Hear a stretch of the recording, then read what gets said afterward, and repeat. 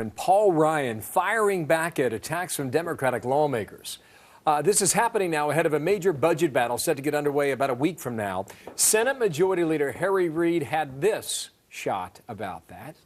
Now the reports in the press are rife that the Republican right wing, and that says a lot, in the House, are trying to change the agreement that we made as a matter of law.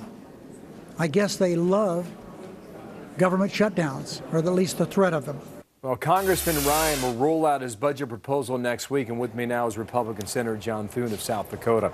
He is on the Senate Budget Committee. The senator is, and good morning to you. What do you say to Harry Reid there? Look, Harry Reid and the Senate Democrats now for the 1,050th day have not produced a budget in the Senate. It's one thing to go out and attack the House of Representatives, but we literally now have not done a budget for 3 years in the United States Senate. The House is going to do their budget next week. They're going to mark it up in the Budget Committee the following week. They will have it on the floor, and that will set the stage for what should be a budget discussion between the House and the Senate, which is supposed to conclude by the middle of April. But as of right now, there is no scheduled markup in the Senate Budget Committee, and I'm a member of that committee. There is no intention, even if we were to mark up a bill, for Senator Reid to bring that budget to the floor. And so it looks like the United States Senate, at least, for the third year in a row, will go without a budget now, Senator, and a plan for how to spend all this money. 1,050 days. What explains that to the American people? Well, I think, Bill, here's the challenge.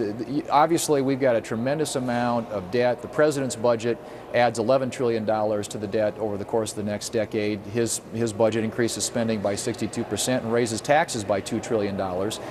But I don't think that the Senate Democrats want to have votes on what are going to be very difficult issues.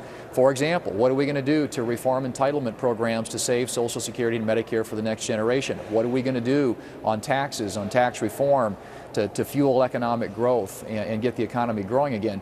Those are things that a budget document would spell out. It provides not only just the numbers, but the vision, what your vision is for how you're going to solve these big problems that the country faces.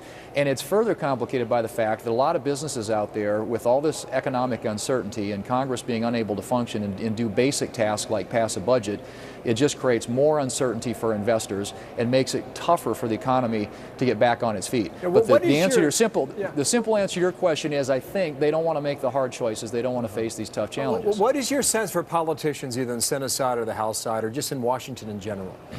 Do they think that the American people have short memories? A $15 trillion debt was a big deal a year ago. It was headlines every day. 2 years prior, 2 years ago, I mean, it decided an election during the midterm fight. Now, that $15 trillion has not gone away. Do they think the memories of Americans is lapsed as well?